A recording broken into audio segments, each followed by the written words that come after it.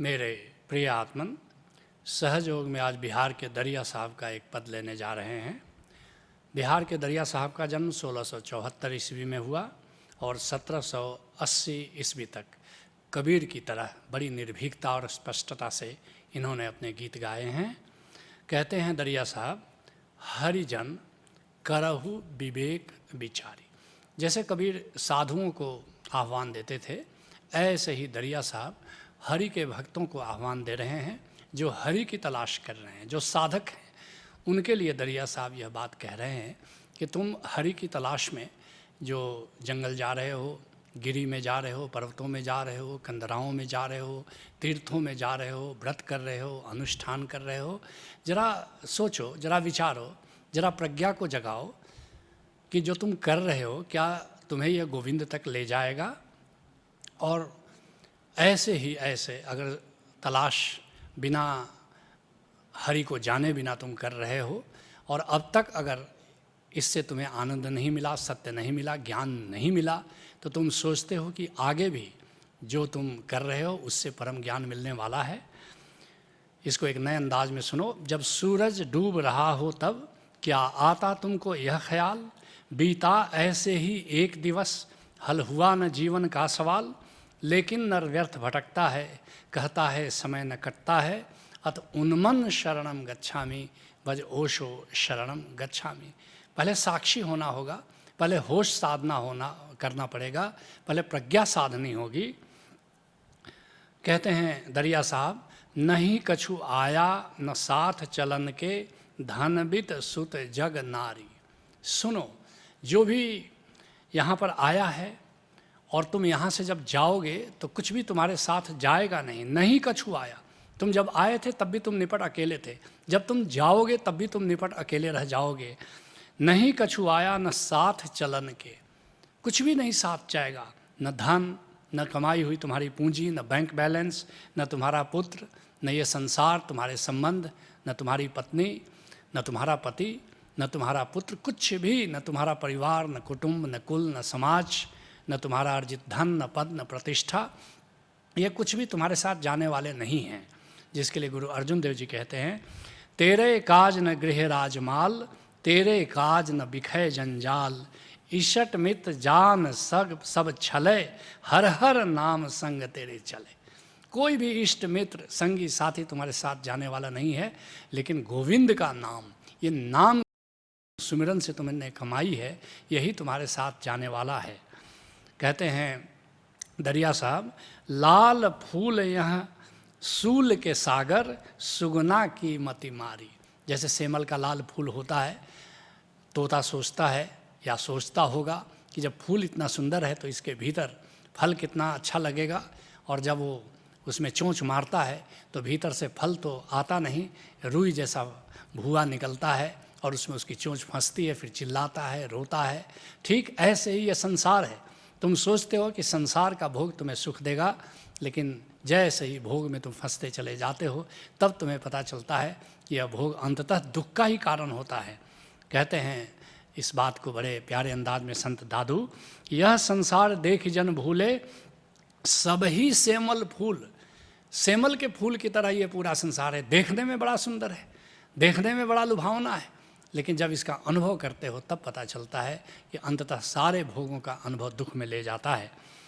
कहते हैं संत दरिया, उड़ी गो भुआ भरम की ढेरी, मूर्छित भया दुखारी। जैसे तोता चोंच मारता है और फिर भीतर से वो रुई जैसी भुआ निकलता है और फिर वो मूर्छित हो जाता है, उसमें चोंच मार मार कर, क्योंकि चोंच से वो छूटता नहीं, उसमें उसकी चोंच ही फंस जाती है, फिर वो दुखी हो जाता है। ऐसे ही संसार के भोगों में हम तोते की तरह उलझ जाते हैं। सेमल के फूल की तरह देखने में यह संसार सुंदर लगता है, आकर्षक लगता है, लेकिन अंततः दुख ही देता है। जिसके लिए संत दादू कहते हैं, सेमल के फूलन पर फूले चूके अब की घात, हरि भजरे मन सहज पिछानी, ये सुन सांची बात।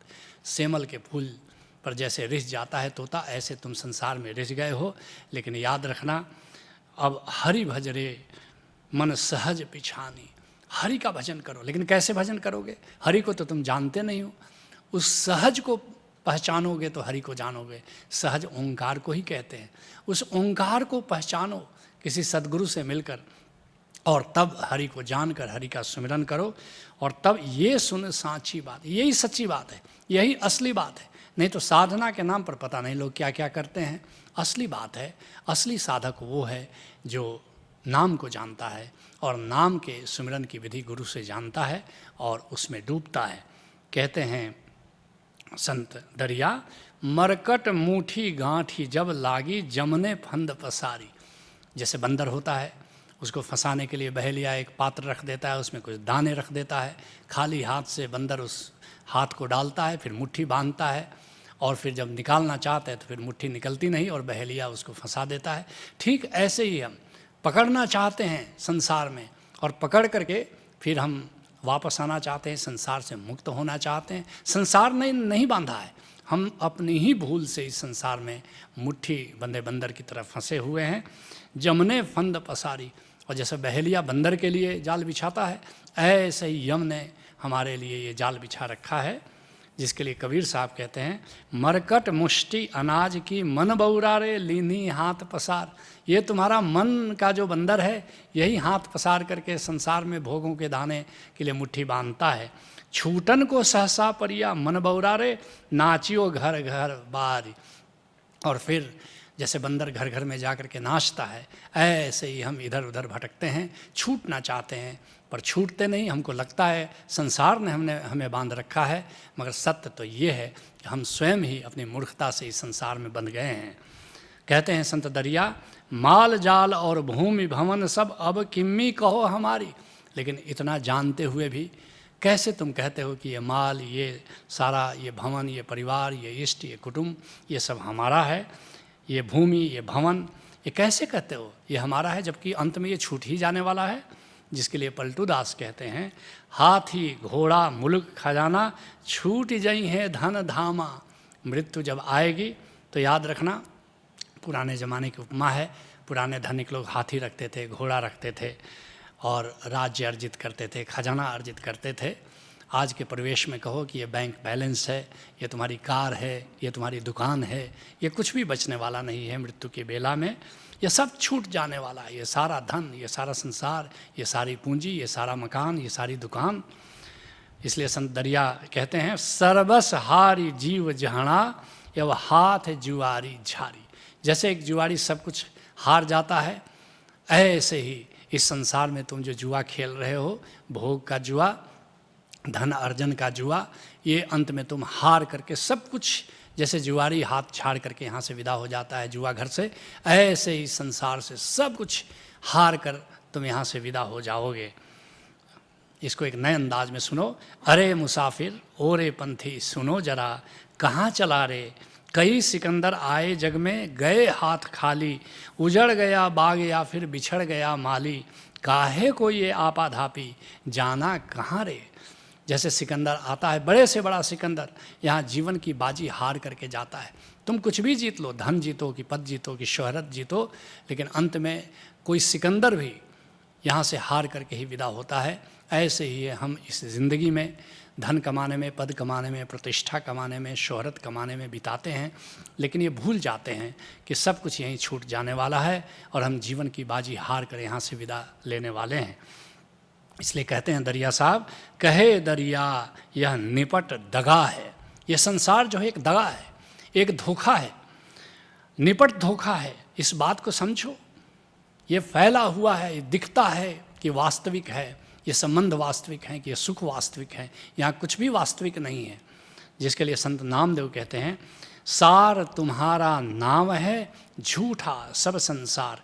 हे गोविंद, असली सार शब्द, असली सार वस्तु तो केवल तुम्हारा नाम है, बाकी तो संसार झूठा है। मनसा वाचा कर्मणा कली केवल नाम आधार। इस कलयुग में जहाँ केवल बुद्धि है, होशियारी है, चालाकी है, जहाँ आदमी जाने बिना मानने को तैयार नहीं है। सतयुग और था जहाँ पर लोग श्रद्धा से भरोसा कर लेते थे, भाव से भरोसा कर लेते थे, लेकिन आज जब तक अनुभव में बात नहीं आती तब तक कोई मानने को राजी नहीं होता। और ठीक भी है, अनुभव ही समझ का द्वार है। मनसा वाचा कर्मणा कलि केवल नाम आधार।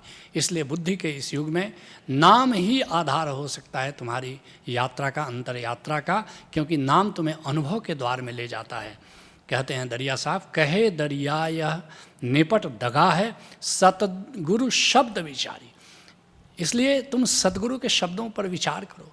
सदगुरु जो तुमको उपदेश दे रहा है, सदगुरु बार बार पुकारते हैं और सारे संत एक ही बात पुकारते हैं, सबे से आने एक मत, ऐसा दादू साहब कहते हैं। और एक वो बात है कि सब छोड़ दो, केवल सदगुरु से नाता जोड़ो और नाम के रहस्य को जानो, जिसके लिए कबीर साहब कहते हैं, गुरु बिन माला फेरता, गुरु बिन करता दान, गुरु बिन सब निष्फल गया, बूझो वेद पुराण। वेद और पुराण लोग सुनते हैं, कबीर साहब कहते हैं कि ये वेद पुराण सुनने से क्या होगा। असली बात है सदगुरु की बातों पर ध्यान दो, संत के निमंत्रण को स्वीकार करो, उससे अपना नाता जोड़ो, उससे मिलकर नाम के रहस्य को जानो, उसके सुमिरन में जियो, यही सहज योग है। हरि ओम तत्सत।